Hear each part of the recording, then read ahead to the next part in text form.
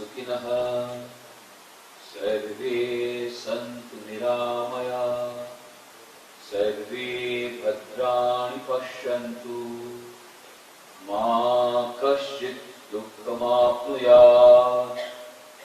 Om Shanti Shanti Shanti.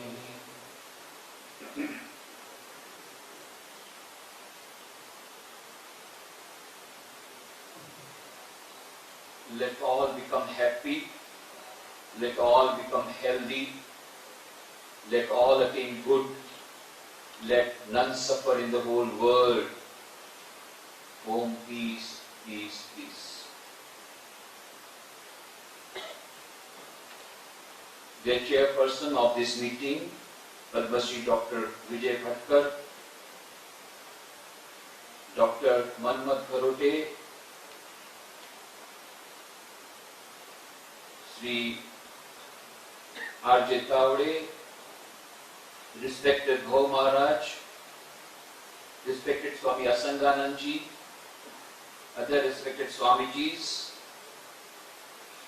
and dear friends, the delegates who have come from India and other countries. I'm extremely happy to be here this morning. At the outset, I would like to thank Mr. Manmat Gharote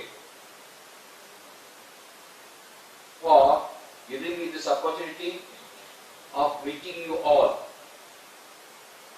in this beautiful place at Lonavala, beautiful atmosphere, pleasant climate, and of bringing so many genuine spiritual aspirants and yoga teachers from all over the world at one stage. I'm extremely happy to be here. At the outset, I would like to congratulate the organizers, the Lonavala Yoga Institute, particularly Dr. Manmat Gharote, for organizing this seminar. This is an international seminar on yoga and spirituality, which is very rightly pointed out by him in his welcome address, is the need of the hour. Very important subject. And also for various novel activities which are being carried out by this institution. Just now we released a very important book, which is a series of various other books that have been already published from this institution.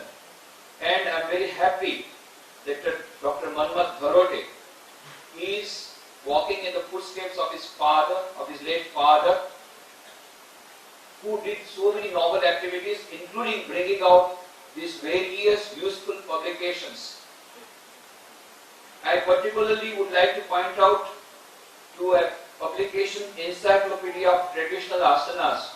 I think it is a monumental work and it will go a long way in preventing various other misconceptions and also the misuse and the patenting being done on the asanas. Because encyclopedia is already there, I hope now nobody would venture to go for patenting of the asanas at least.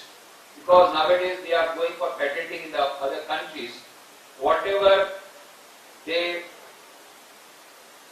hold their hands on, it may be even a tree like neem, they are also getting patented, and maybe tomorrow asanas. So at least the encyclopedia of asanas will prevent them from this patenting. I also take this opportunity of paying my homage to late Dr. M.L. Gharote, the father of Dr. Manmat Gharote, whose death anniversary coincides with today, and in his honor we are meeting today and we have this seminar. He was a noble man, he has done noble activities, and he has done a lot of humanitarian work, particularly for preserving the tradition of our yoga system, which is a very important one. The work started by Swami Vivekananda in 1893 and 94. You know, Swami Vivekananda went in 1893 to participate in the World's Parliament in Chicago. And there for the first time the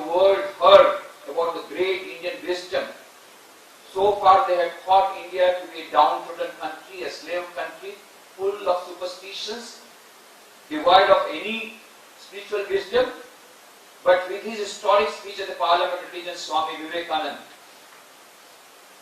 removed all this delusion from the minds of the people all over the world, and they all came to know that India has the traditional wisdom of thousands of years which the whole world needs. In fact, the New York Herald, one of the greatest times, the newspapers of that time, wrote, the greatest figure in the Parliament of Religions is Swami Vivekananda. So many religious preachers had come from all over the world, but New York Herald said, the greatest figure in the Parliament of Religions is Swami Vivekananda. And the second sentence is more important. He says, the paper says, after listening to him, we feel how foolish and how far to send missionaries to India. Their religion is so great that rather we should invite missionaries from India. The whole scenario changed. That was a paradigm shift. That paradigm shift came, and Swami Vivekananda has to stay for 4 years in Western countries, in America and Europe, giving the message of this yoga and spirituality and Vedanta. And for the first time of 3,000 years, because we believe Patanjali Yoga Sutra, Patanjali, he wrote these Yoga Sutras, and he was at least about 3,000 years earlier, maybe 900 BC. So Swami Vivekananda afterwards, for the first time, made it popular all over the world by writing his first book on Raj Yoga. Afterwards he wrote books on Dhyana Yoga, Bhakti Yoga and Karma Yoga. But most of these books are based on the lectures that he delivered, compiled by others. But Raj Yoga is the one book where he himself edited the book after his lectures were compiled. So that is a Raj Yoga, unique book. This is how Raj Yoga became popular. Now today I am very happy. Yoga has become very popular. In 1897, Swami Vivekananda returned to India after conquering the Western countries with his Vedanta. And then he was given warm reception. In reception to that welcome, he delivered his very fiery speeches. In one of the speeches in Chennai, lecture named My Plan of Campaign, he talked about a dream. He said, India shall conquer the whole world by spiritual power, not by nuclear bomb. Swamiji did not want to go for violence. Swamiji did not, he said, this is the greatness of India. Never in the history, India has ever invaded any country throughout its history of 5,000 years. Never, never, never. And we would not invade. But yes, we want to invade in another way, by our spiritual power, spiritual civilization, the spiritual culture. The whole world is in need of it. I am very happy. Yoga is becoming very popular. In fact, day before yesterday, before starting for Bombay, I thought, let me find out what is in the internet on this subject, yoga and spirituality. So I went to Google. And Google search, I found 1,43,000 entries in this subject. I closed it. Because no time. I have to now go, and my reporting time is there for the airport. So I said nothing to it. 1,43,000. That shows the popularity of yoga. All over the world, yoga has become an in word which has become very popular. In fact, one of the newspapers said, America's going gaga over yoga. And giving the news, 75% of the fitness clubs are having regular courses on yoga, compulsory courses on yoga. 92 out of 125 medical schools are having compulsory courses on alternative medicine, which includes yoga and meditation. It's becoming very popular all over the world. That's a very good thing.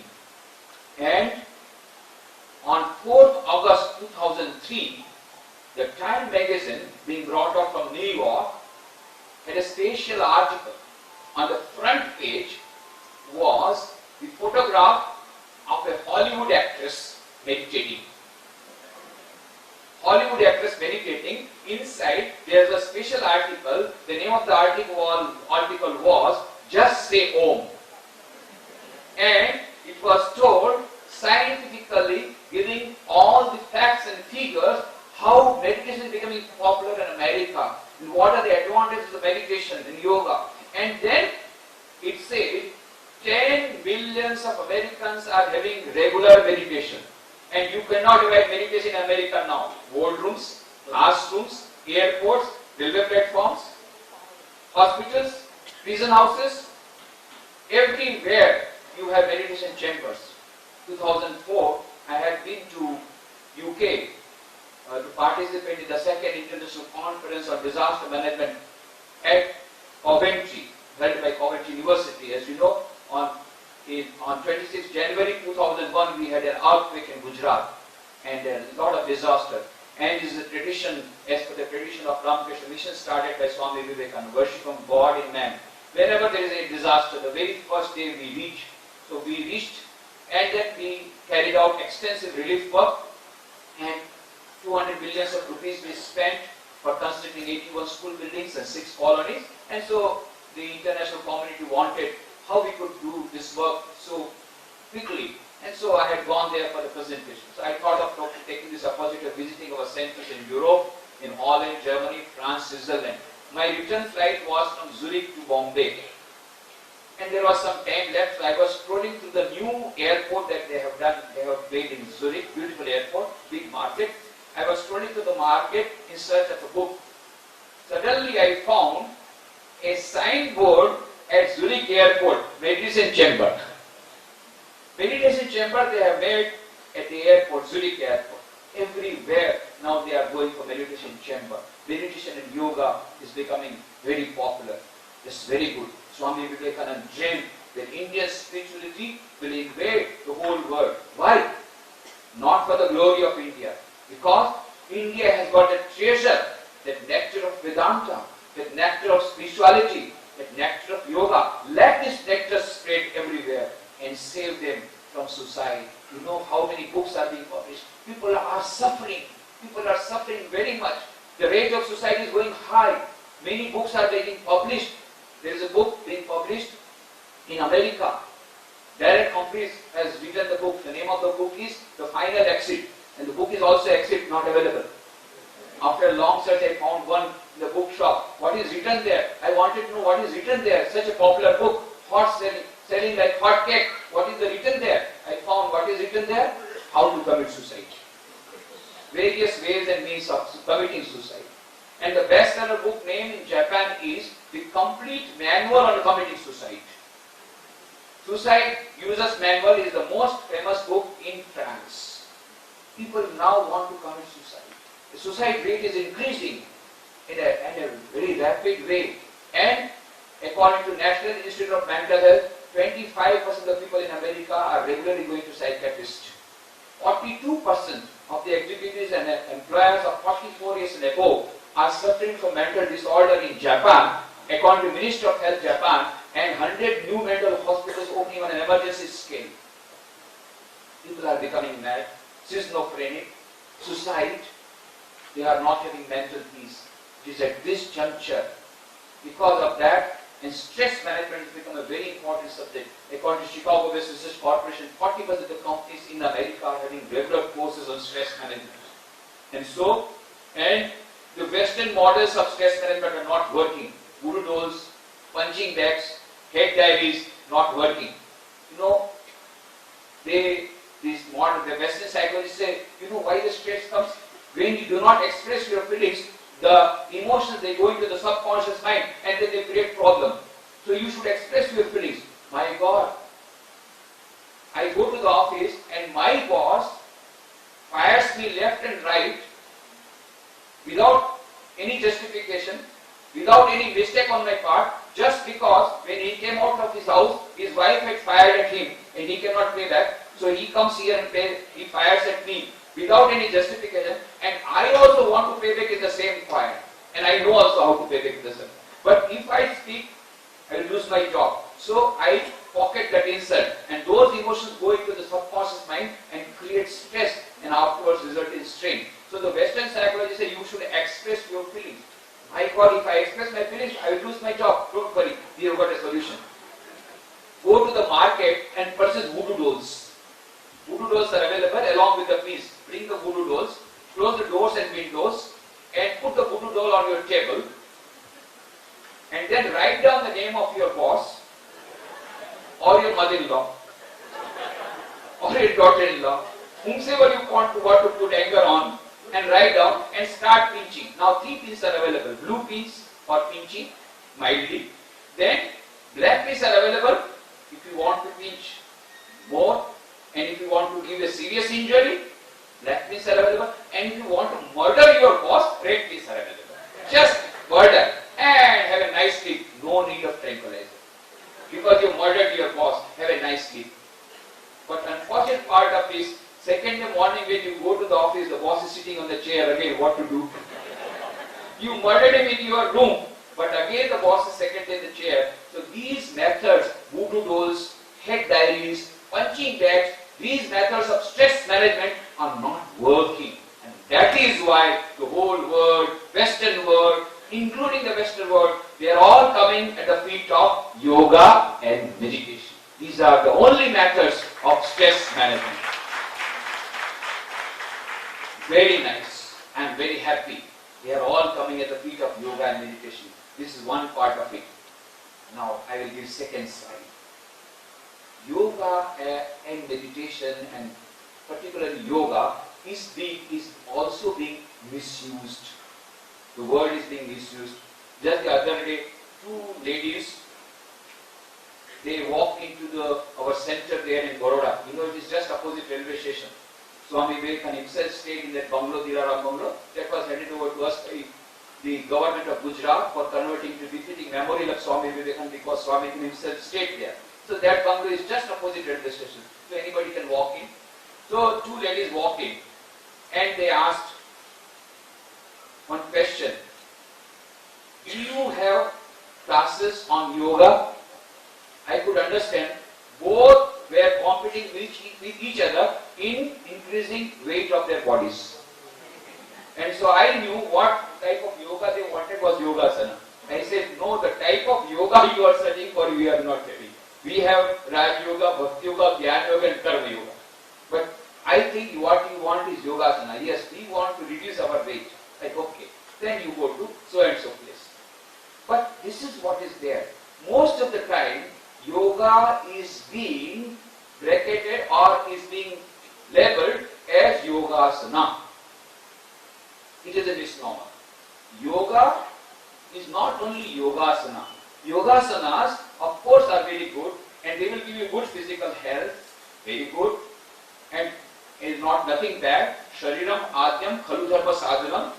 Physical health is the gateway to happiness and perfection and success, of course. So we must have good physical health, we must have asanas, no doubt about it. But that is not all about yoga. Yogasana is nothing but a part of Hatha Yoga. But to think that yoga is only Hatha Yoga will be a misconception. Let us remove this misconception from our mind. Yoga is not yogasana. Merely. It is only part of yoga. Yogasana, or it's a part of only Hatha Yoga. Second thing is, yoga is also being bracketed with all miracle mongering and mystery mongering. There is nothing mystery about it. Swami Vivekananda says in his book Raj Yoga, in Raj Yoga there is no mystery about it. It is all open secret. Nothing secret. But some people want to make it secret. They are commercializing it, making it very cheap. And now is the age of propaganda and publicity and advertisement, various channels. And so they try to make money out of it and make it very cheap and very, and make it popular. And then in order to make it popular, they have miracle mongering and mystery mongering. So sometimes when I am traveling the train, Swamiji, please sit near. Everybody wants that I should sit near them. And then the first question is, do you know how to see the palm? Do you know astrology? Do you know palmistry? First question, no. We don't believe in seeing the palm because we believe you are the creator of your own destiny. Oh, you don't know how to see. Okay, do you know how to walk on water? No. Can you fly in air without an aeroplane? No. I always take air tickets with me when I have to fly. Oh, can you produce something out of nothing? Some sort of ash? No. What type of yogi you are? What type of monk you are? Useless. So that means our conception is something miracle mongering, which has come to class. These miracles are a great handicap. They are impediments in the path of yoga. In fact, that is what the great teachers of yoga say. These are all obstacles. You have to be very careful about those obstacles. We get embedded because we do not know. These are all very good things. Physical health, mental health, meditation will give you mental peace and stress management, very good. But the most million-dollar question is, what is the purpose of your life? Have you ever thought about it? This is the most important thing.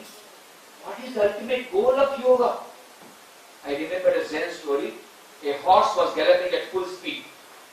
And somebody asked the person who was sitting on the horse, "Where are you going?" And the person said, "Ask the horse." Because it is the horse which is taking me. I am not taking the horse. We are not leading the life. Life is leading us. We do not know. It's a flock of sheep. All are going after popularity, so we also go after popularity. All are state. That is the state where we go beyond the limitations of time, space, and possession. We go beyond all limitations. We get infinite power, infinite energy, infinite happiness, infinite peace, and infinite life. We conquer that. That is the purpose of life. Yoga Chitta Vritti Nirodha. Yoga has come from the Sanskrit root word that is called yuj. Yuj means to unite. In fact, there is an English word that has come from Latin, that is yoke. Yoga, that means to yoke. Yoga means to join. It is the joining of an individual soul with the universal soul. An individual soul with the supreme soul. With the Jivatman, union between the Jivatman and the Paramatman. Merging of the spirit into the infinite spirit. That is it, merging of the consciousness into the super conscious state. This joining is really yoga. We have forgotten about this yoga. That is the purpose of yoga. The ultimate purpose of yoga is to go beyond time, space and position. And this is the true value of a human being. Dr. Albert Einstein, he says in his book, The World as I See It, he says, the true value of a human being is determined primarily by the measure and the sense in which he has attained to liberation from the self. Liberation from the self. Reaching infinite happiness. That is going beyond time, space and position. Becoming one with the Absolute. That is the purpose of life. And this is a special prerogative of human beings. The mystery, the ultimate mystery, is a book, Dr. Einstein and the Universe by Lincoln Barnett. Beautifully quotes about Niels Bohr. The great physicist Niels Bohr says, we are actors and spectators in this great drama of life simultaneously. Simultaneously, only a human being. A human being can become a spectator and actor simultaneously. Other species cannot have. They cannot go beyond themselves and observe what they are doing. This is a special prerogative. That is why Lincoln Barnett says, man has a unique capacity of transcending himself and perceiving himself in the act of perception. Man has a unique capacity of transcending himself and perceiving himself in the act of perception. One of the greatest physicists of our time, that is Paul Davis, he says in his book, The Mind of God, whole book he devotes to finding out mind of God. Ultimately he says it is not possible to know the mind of God by objective method. Why? Because according to mathematics, we feel there cannot be more than one infinite, but according to mathematics there can be more than one infinite. And all these infinites together, he gave the name Cantor's Absolute. Now, how to know the Cantor's Absolute? Then he says it is not possible to know the Cantor's Absolute because the Cantor's Absolute contains the mind of the knower. So how can you know the knower? So it can never be done by an objective method. And so at long last, Paul Davis says, perhaps the mystical process is the only process whereby we can know the mind of God. And once we know the mind of God, absolute, beyond time, space and causation, we become one with the infinite. Infinite power, infinite knowledge, infinite bliss, infinite existence. That is the purpose. That is why now the modern science has told. Fritjof Capra wrote a book, The Tao of Physics, where Fritjof Capra says, physics and metaphysics are merging now in this modern world, when the modern quantum mechanics, after the uncertainty principle of Heisenberg, all the barriers are changing. The modern science is coming at the feet of spirituality. Physics and metaphysics are merging together, and we have to go for that scientific spirituality. That is the goal of life. One of the latest books by Dana Zohar is the latest book of Dana Zohar. She is a professor in Oxford University.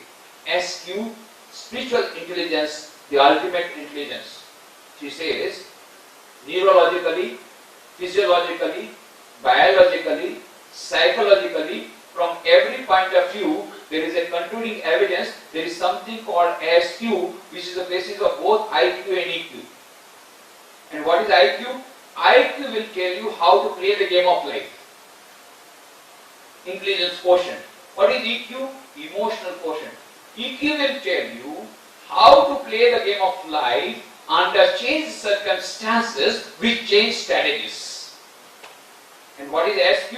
SQ will tell you, spiritual quotient will tell you whether to play the game of life at all or not. But that is your choice. What is the meaning of life? What is the purpose of life? Why have we come to this earth? Where do we want to go? What is our ultimate destination? This will be answered by SQ. And another discovery in modern science, Dana Zohar says, IQ is available with all the species, including the computers. IQ is available with all the species, including the computers. EQ is available only with a few species. But SQ is available only with human species. Only with human species. That is a special prerogative of human beings. Only human beings can have SQ. Our scriptures say, old scriptures, thousands of years back they said, 84 lakhs of species are there in the whole world, out of which only human being can have spiritual knowledge. The modern science says no. There are 1,25,000 species. Well, the difference is not much. 3,000 years back there was no microscope and still they say, and now cloning and everything is going on, So maybe that has multiplied, but there is not much difference. The old scriptures say 84 lakhs of species. Modern science says 1,25,000 species are there in the world. Out of those 1,25,000 species, only human beings can have SQ and no other species. This is modern science.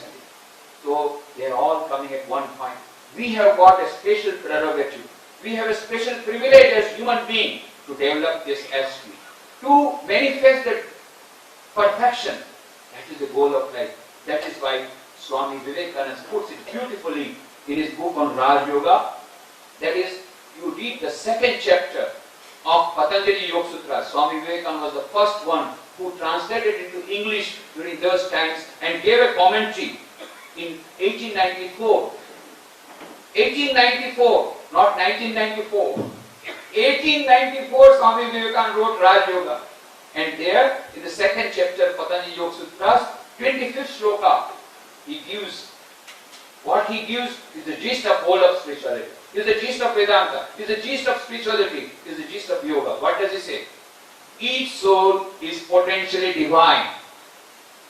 The goal of human life is to manifest this divinity within by controlling nature external and internal. Do this either by work, worship, psychic control, or philosophy, by one or more or all of these, and be free. This is the whole of religion. Dogmas, rituals, worships, temples, many details. He has given the whole gamut of spirituality and religion. Each soul is potentially divine. This is the first truth.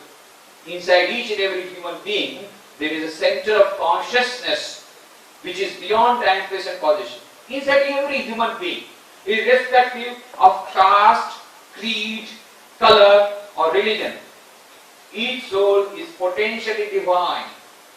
Inside every human being there is Atman, the center of consciousness.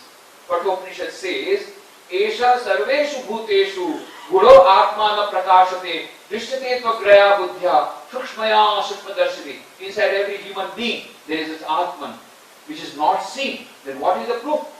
How do we believe if it is not seen? But it is, the proof is, evidence is, some have seen it. Who have seen it? Those who have got extraordinary intelligence. Those who have SQ, they have seen it. Esha sarveshu bhuteshu gudo atmana prakashate drishyate. Some people have seen it. Drishyate tvagraya buddhya shukshmaya shukmadarshati. Narendra Dutt was a college student who later on became Swami Vivekananda in later years. When he was a college student, he read the Western philosophers, Kant, Hegel, Spencer, and he became an agnostic. They are talking about God. Who has seen God? No, I don't believe. And any saint who used to come to Calcutta, he was at that time studying in Scottish Church College in Calcutta. Any saint coming to Calcutta, he would go there. You are talking too much about God. Please answer my question. Have you seen? Nobody could answer. And he became frustrated. Nobody could answer. So he lost all much work he did. So many lectures he delivered. So many letters he wrote. So many articles he wrote. So many books he wrote. Complete works of Swami Vivekananda, 9 volumes will give the volume of books that he has written, Swami Vivekananda, the literary work that is put on. Swami Vivekananda's complete works, 9 volumes. So that is the work he has done. So much work. And he established Ramakrishna Mission. And when he left his body in 1902, there were only 5 centers. Now, after his going away, the Ramakrishna Mission, he gave such a leadership skill, he had such a great leadership skill he had, that Ramakrishna is growing. Today, 160 official centers, 167 official centers all over the world. So many indoor hospitals, 14 indoor hospitals, 90 outdoor dispensaries and 60 mobile dispensaries and so much of rural and tribal development projects and 6 lakhs of students studying in 1,000 educational institutions.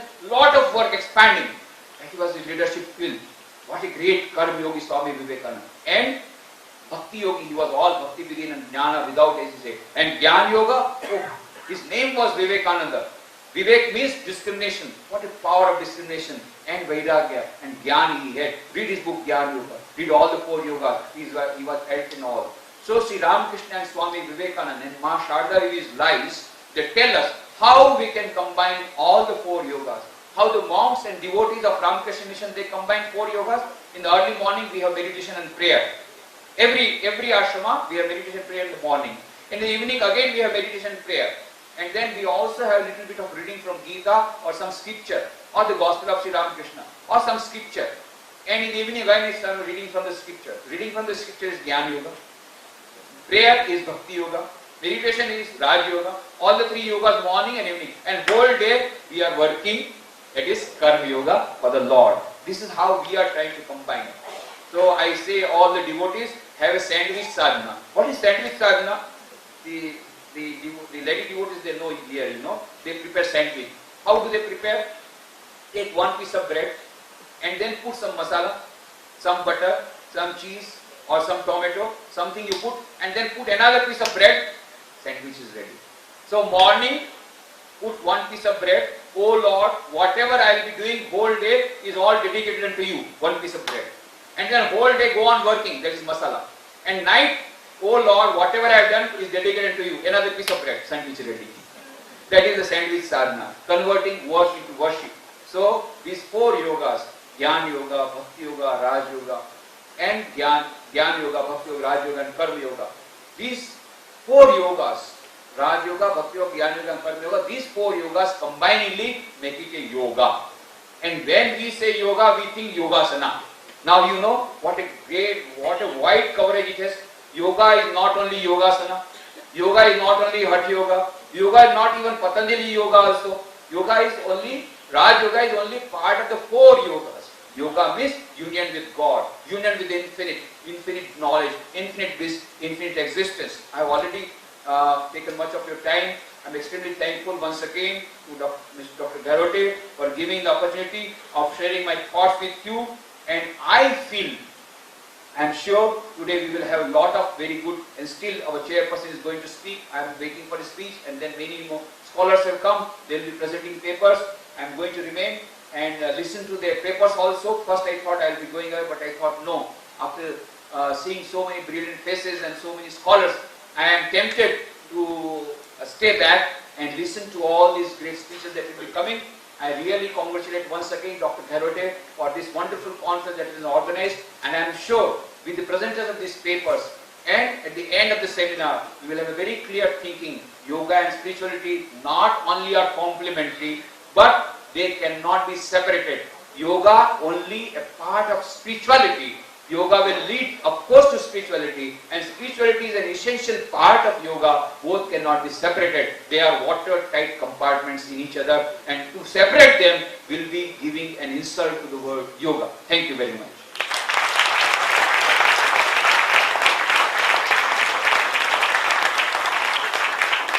Enlightening us and forcing us to realize the true work and purpose of life, spirituality, the difference between yoga and yogasanas, with your words of wisdom and knowledge that you have shared with us.